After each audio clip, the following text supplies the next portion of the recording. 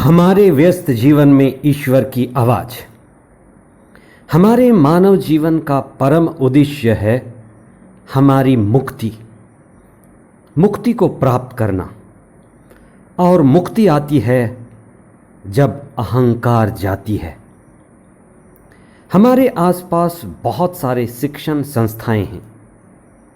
हो सकता है आप भी अच्छे शिक्षण संस्था से पढ़े होंगे या पढ़ना चाहते रहे होंगे। कई माता पिता चाहते हैं कि उनके बच्चे अच्छे से अच्छे शिक्षण संस्थान में दाखिल हों, जिससे उनका जीवन सफल हो।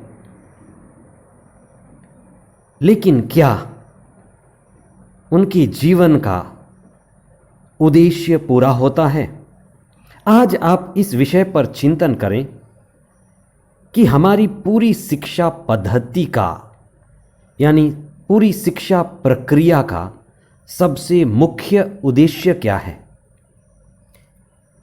क्या पैमाना है जिससे हम नाप सकते हैं कि हमारी शिक्षा अच्छी हुई है, कि हमें वास्तव में असली शिक्षा, असली ज्ञान मिला है? हमारे अहंकार का विसर्जन होना ही पैमाना है। हमारे अहंकार का टूटना और मिटना ही नाप है। आज आप इस विषय पर चिंतन करें कि मेरे अंदर अहंकार किस तरह से कार्य करता है। क्या अहंकार मेरे जीवन की उन्नति में बाधा है? अहंकार मिटाना है तो मैं क्या करूं? 17वां सामान्य सप्ताह 25 जुलाई 2022 सोमवार। संत याकूब महान का पर्व। पहला पाठ कुरिन्थियों के नाम संत पौलुस का दूसरा पत्र, अध्याय 4, पद संख्याएं 7 से 15 तक, और संत मती का सुसमाचार, अध्याय 20, पद संख्याएं 20 से 28 तक। एक बड़ा प्यारा वाक्य है, विद्या ददाति विनयम। विद्या से विनम्रता आती है। यही सारी शिक्षण संस्थाओं का उद्देश्य होना है कि हमें विद्या मिली, ज्ञान मिला, प्रशिक्षण मिला, उसका पराकाष्ठा है विनम्रता, अहंकार का विसर्जन। यह सारे ज्ञान का परम उद्देश्य है। विद्या ददाति विनयम। विद्या विनम्रता लाती है। यही उद्देश्य है कि विद्या हमारे अहंकार को तोड़ती है, मिटाती है और हमें खाली करती है। और जब अहंकार मिटता है, हम खाली होते हैं, तभी ईश्वर हमारे जीवन में स्थान पाता है।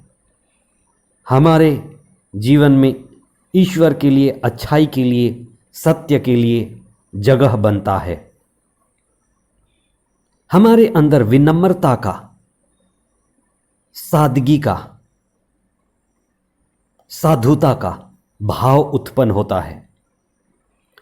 संत याकूब और यूहन की माता जबेदी, जो ईसा के रिश्तेदार थे, अपने बच्चों को अच्छे ऊंचे स्थान पर देखना चाहती थी। यह कई सारे माताओं की कहानियां हैं। वह चाहती थी कि उनके बच्चे अच्छे पदों पर हों, नाम कमाएं, प्रतिष्ठित हों। इसलिए वो ईसा से निवेदन करती है कि आपके राज्य में एक को दाएं बैठने दें, एक को बाएं बैठने दें। यह एक प्रमुख मानव स्वभाव का प्रतीक है कि हर व्यक्ति चाहता है कि वह ऊपर उठे। व्यक्ति सोचता है मुझे नाम चाहिए, मुझे यश कमाना है, मुझे पद चाहिए, प्रतिष्ठा चाहिए, तभी जीवन में सफलता है। मुझे सबसे आगे होना है, मुझे कई सीढ़ियां चढ़नी हैं, मुझे प्रमुख होना है। एक माता की ऐसी मांग देखकर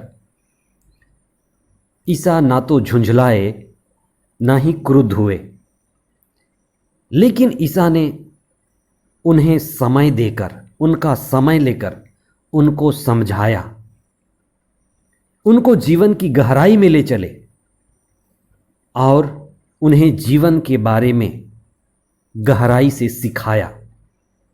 ईसा के साथ होने का मतलब अपने पूरे जीवन को दांव पर लगाना है। यह सुनकर आगे योहन और याकूब दोनों ने अपने जीवन को दांव पर लगाया होगा। ईसा के पीछे चलने का मतलब है दुख भोग, क्रूस और मृत्यु से होकर गुजरना। इसी को ईसा कहते हैं कि मुझे बपतिस्मा लेना है, और उनसे भी कहते हैं कि क्या तुम बपतिस्मा लोगे। ईसा का मार्ग बपतिस्मा का मार्ग है। ईसा का मार्ग सेवक बनने का मार्ग है। ईसा का मार्ग क्रूस का मार्ग है, और क्रूस का मार्ग अहंकार शून्य होने का मार्ग है। ईसा के पीछे चलते चलते, उनकी शिक्षा को सुनते सुनते जबेदी के ये दोनों पुत्र अहंकार शून्य हुए। उनकी इच्छाएं, उनकी कामनाएं, उनकी अभिलाषाएं ईसा की शिक्षा से जलकर राख हुई। उनके जीवन का शुद्धिकरण हुआ। ईसा उनके पैर भी धोए। ईसा के साथ रहकर उनके अहंकार मिटते चले गए। उनके अंदर आत्मत्याग, आत्म बलिदान, वैराग्य का भाव बढ़ता गया। इसीलिए जब याकूब का समय आया तो यरूशलेम में हेरोद ने उन्हें तलवार के घाट उतरवा दिया। शायद वो पहले शहीद हुए शिष्यों में। वही याकूब का असली बपतिस्मा था। आज का पहला पाठ कहता है कि हमारे जीवन में दुख है, चुनौतियां हैं, पर हम हार नहीं मानते। आपका जीवन कैसा है? क्या आपके जीवन में दुख है, पीड़ा है, चुनौतियां हैं? क्या आप हार मान गए? नहीं, हमें हार नहीं मानना है, हमें संघर्ष करना है। ईसा हमें संघर्ष करना सिखाते हैं। ईसा के शिष्य हमें संघर्ष करना सिखाते हैं। एक और संघर्ष है, और संघर्षों में हम मरते हैं। संत पौलुस कहते हैं कि हम संघर्षों में मरते हैं, वहीं दूसरी ओर हमारे अंदर नए जीवन का संचार होता है। जीवन विरोधाभासी है।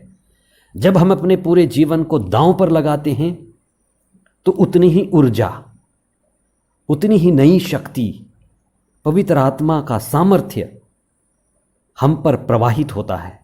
ये संत पौलुस का अनुभव था, हमारा भी अनुभव होगा। जीवन की कठिनाइयाँ, जीवन की मुश्किलें, जीवन की बाधाएं हमें ईश्वर से और जोड़ती हैं, प्रार्थना में हमें मजबूत करती हैं। और जब हम ईश्वर से जुड़ते हैं, ईश्वर से एक होते हैं, तो हमारा विश्वास भी मजबूत होता है, हमारा हिम्मत बढ़ता है, और हम ईसा की तरह ही अपना जीवन जी पाते हैं। आइए हम प्रार्थना करें। हे सर्वशक्तिमान ईश्वर, हम धन्यवाद देते हैं प्रभु यीशु के लिए, जो इस दुनिया में थोड़े समय के लिए रहे, लेकिन अपने जीवन को, अपने जीवन की चुनौतियों को, अपने जीवन के संघर्षों को, अपने शत्रुओं को उन्होंने सिखाया कि हमें जीवन में चुनौतियों को स्वीकार करना है, क्रूस को स्वीकार करना है, और उन्हें स्वीकार करते हुए आगे बढ़ना है। ईश्वर से जुड़कर, कठिनाइयों से जूझते हुए विपत्तियों का सामना करते हुए आइए हम प्रार्थना करें।